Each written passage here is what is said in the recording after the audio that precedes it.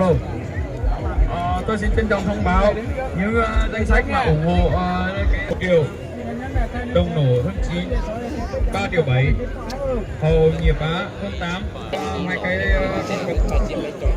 rồi hầu bắc dinh 07 200.000 đồng. Rồi mời tất cả anh em, cặp này là cặp hay nhất ở trong sân chúng tôi hôm nay. Xin mời tất cả anh em đã thi đấu đã trở đến đây. Chỉ ba rồi luôn. Cặp này là cặp hay nhất trong hôm nay. Sau này chẳng biết là có cặp nào hay không. Xin mời tất cả anh em tập trung và để tôi vào trong sân và về hướng trung sân. Cặp này tất cả là hay nhá. Hai con là một hay nhá.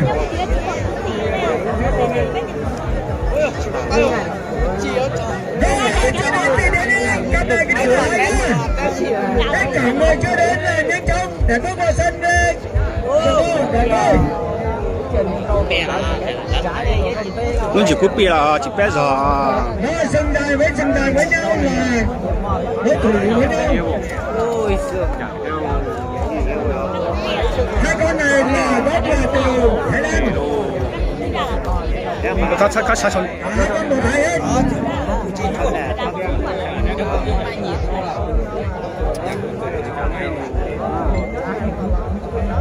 Tất cả bà con trong một Cái bé giò luôn. muốn để có thấy con bò bên trong để đeo trong Hòa Xuân năm nay.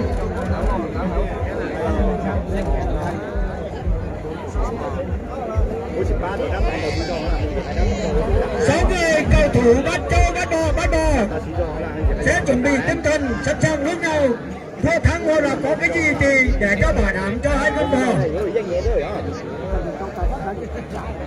Chuẩn bị dây bắt và chuẩn bị cây gậy bắt trong tay và dây bắt nhá.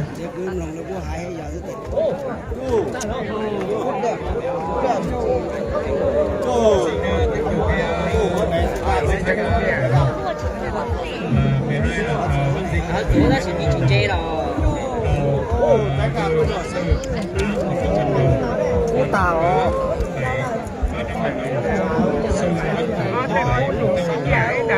Đây là danh sách của chúng ta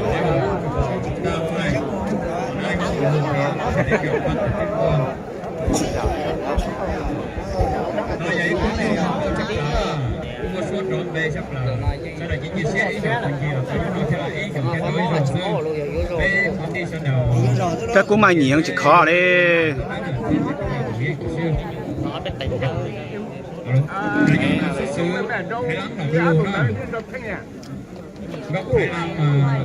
Ô, không nào mà nó khẩu hay là tụi tôi ít cúp bia là thôi. Chồng nó chỉ tàu luôn. Chỉ mong ngại này nha.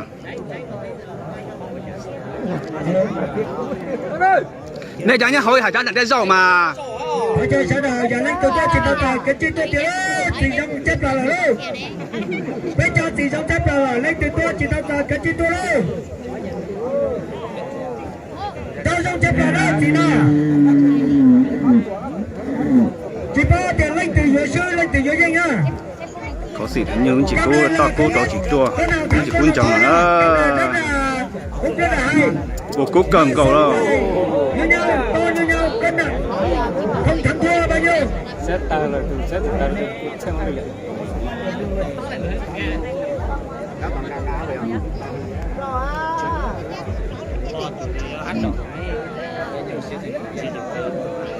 Không nói những đồng tay không.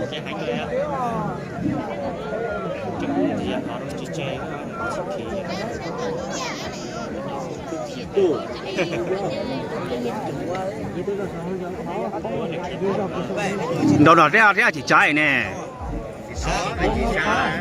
Đầu đó tuổi chỉ trái đi, thằng đó tuổi đá tuổi thay này.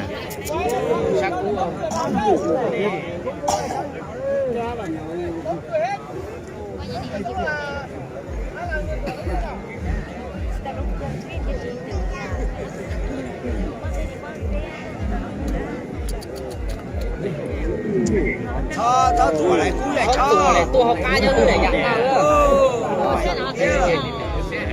Cho chùa này tao không bảo đâu.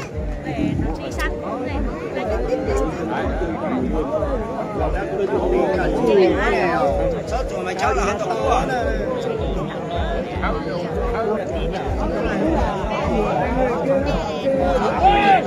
Đây cho nhau sẽ đến đây mà.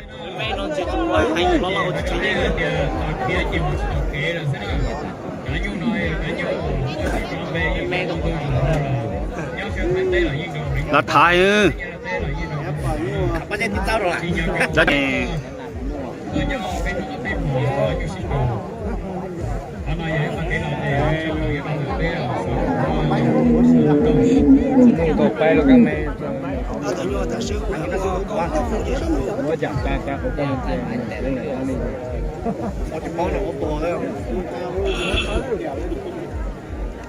Ủa cả quay mà cái gì không đó, cái gì vậy là tăng lên mới 4 phút thôi.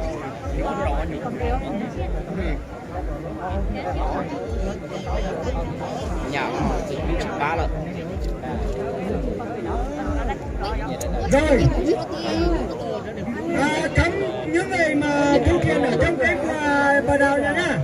Ai mà thu tiền là sẽ chịu trách nhiệm hoàn toàn là luật pháp. Đây là làm chung cho tập thể, không phải là làm chung cho một mình cá nhân. Nếu mà ai có quyền mà thu tiền thì báo cáo với công an với ban trọng tài để quản lý trong an ninh trong cái lễ hội này. Tất cả mọi thứ là Chị trái thì nó ra phá mà ra một lúc con dao trái à. Thằng đó à nó bị cúi chạy nữa trái. Xin tất cả tất cả, nếu có chuyện gì xảy ra, báo cáo trọng tài không được là cá nhân. Nếu ai là cá nhân, mỗi cái gì xảy ra thì chịu trách nhiệm hoàn toàn là luật pháp. Và về an ninh trật tự trong lễ hội hôm nay.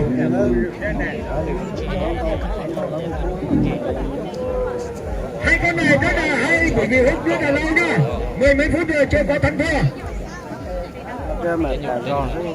Được bình tĩnh. Không thể lúc đó là Trước mắt mất cái sự cố cái gì thì tất cả xin mời anh em báo ngay cho ban trọng tài, không được phép mà làm trước mấy báo sau. Nếu tự làm trước báo sau là ban trọng tài không chịu trách nhiệm. Và vấn đề này nhá, Xin khấu nữa cũng tha mà tao nó cũng chưa có phá kia. Đó là chọn, đó là không. trong cái lễ hội này là làm chung cho tập thể, không phải làm chung cho một cá nhân nào. Tất cả là mà tất cả các môn ở trong xã của ngoài này và do ban tổ chức đề ra và ban chỉ đạo của chủ tịch xã đề ra, ai thu cá nhân một đồng tiền nào của bà con thì cứ báo cáo về cho ban chủ tài hoặc là ban tổ chức sẽ ghi nhận để xử lý theo quy định của luật pháp.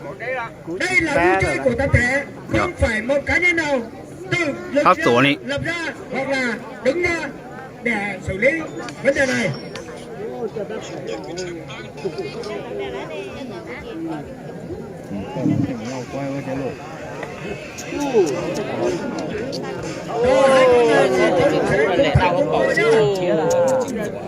Rất là lùi, con nào cũng chịu, chứ còn con nào hết. Ai là sao không bổng đi ăn con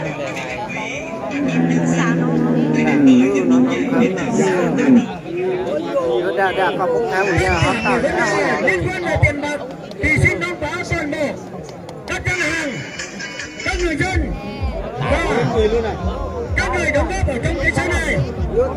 Nếu mà ai đứng ra để thu tiền riêng của bà con không qua ban tổ chức, không qua ban chỉ đạo mà tự làm riêng của ngoài, xin bà con thông báo về ban trọng tài.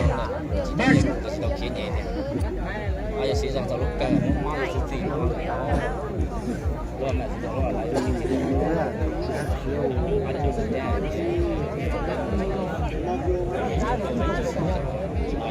không phải là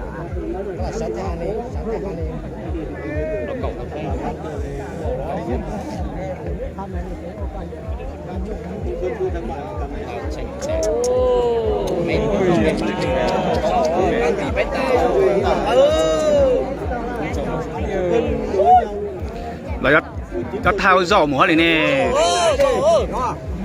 ở đây nhiều đồ chuột từ cho nên qua đây gió mà chỉ tất vừa này gió còn gió trái yếu từ đâu còn luôn cái là đi té đại cho nhiều sao đó sao đó alo giờ đi chịu mong đồng lọt đấy là luôn nhưng ở đây là có cái gì xảy ra trái thì nó không nhưng nó trái chỉ lo mà trái lửa cháo tôi không mà sẽ báo cáo cấp trên để xử lý một vấn đề xảy ra trong cái sân nếu trái lo này nóng tống để cho đừng có mang tiếng cho anh em Cộng Hòa đây là thế cô sang chồng này hay là bé ra nhất chế là tụi lũ tổng chỉ cứu anh triệt bóng thẻ lò tao sống cái đó cái này